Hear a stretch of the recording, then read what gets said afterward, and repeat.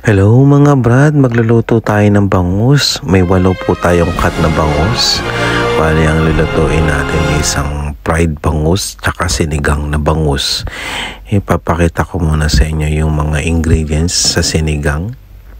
Ayan po ang kangkong, sinigang mix, okra, sitaw, at kamatis at sibuyas. Yan po ang mga ingredients natin sa sinigang tama. Meron din tayong patis at paminta. Ika-crush po natin mamaya. Pero ngayon, lulutuin natin ang sinigang. So, naglagay ako ng tubig sa kawali para ilagay na rin ang kamatis at sibuyas. So, hihintayin natin yan kumulo mga brad bago natin ilagay yung bangus. Once na kumulo na yan, sandali lang po yan mga brad, mga ilang minuto lang kukulo na yan. Pero naka medium heat lang po yan mga brad. Okay, hintayin na lang po natin kumulo.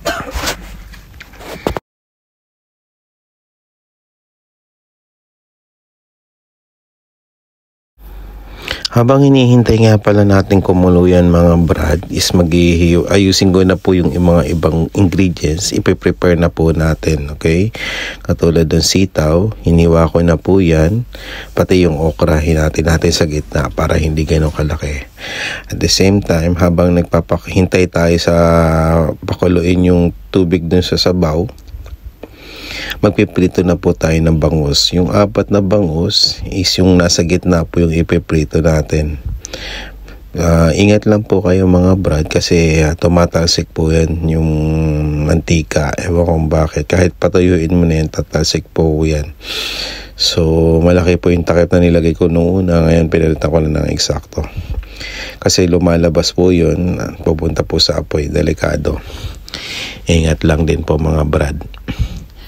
Tapos siya, nakita nyo naman po, nilagay ko na po yung bangus doon sa tubig. At dahil malapit na siyang kumulo, 2-in-1 po ang content natin ngayon sa isang bangus lang. So, isang prito at isang sinigang. Sabay na po nating lulutuin yan mga brad, okay? So, nailagay na po natin ulit yung bangus at hihintay na naman natin ulit kumulo. Once na kumulo na yan, ilalagay na natin yung gulay. So ngayon balik naman tayo sa prito. Kaya 2-in-1 ng cook na nilagay kong content kasi dalawa pa yung lulutuin natin mga brad. So ito, binaliktad ko po yung bangus pamprito natin. Medyo natatakot pa ako kasi nga tumatasik siya, medyo masakit. Medium heat lang din po yan mga brad para maluto rin ng maigi.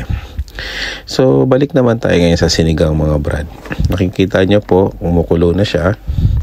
Iniwan ulit natin. Hirap no, dalawa niluluto. So, yun, malapit na maluto yung prito natin bangus. Pinaliktad ko. Medyo tutostahin natin yun, yung bangus na yun. So, yan, alisin lang natin yung konting residue. Lalagyan natin ng patis para pampalasa niya mga brad. Sasalina lang natin ng patis yan.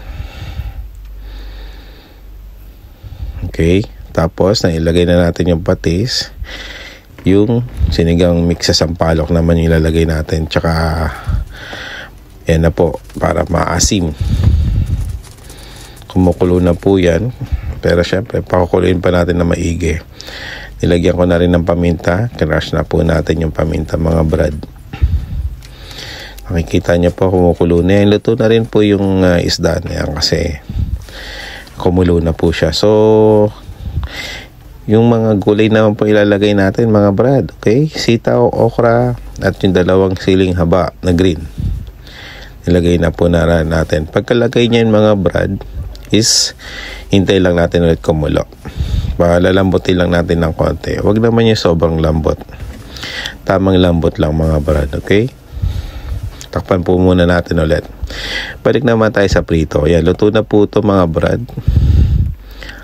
Aalisin na natin niya sa kawali. Maya-maya lang. Hintayin lang po natin yan. Medyo tinutos ako talaga siya. Pero medium heat lang po talaga mga brad. Ayan na po. Luto na siya. Kinuha ko na po. So meron na tayong pritong bangus. Ayan na po. So sinigang na lang po lulutuin natin.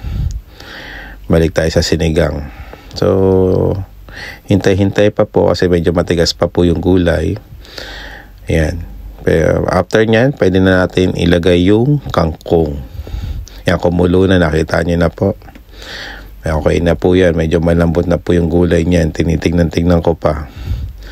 So, pagkalambot niyan, i-ready natin yung kangkong para ilagay na. So, yung kangkong, 2 tali po yan. So, ililagay lang natin sa ibabaw. Mapupuno yan kasi marami po yan. Pero, binawasan ko pa rin yan. Pero wala, puno po talaga. Pero once na cook na po yan is yung kangkong, liliit naman po yan. Nakita nyo, apaw na apaw, di ba? Mas marami kasi mas masarap yung kangkong eh. Pero don't worry po, mawawala po yan. Maluluto po yan mamaya-maya. Wait nyo lang po. Pag kumulo na yan, iimpis na yan.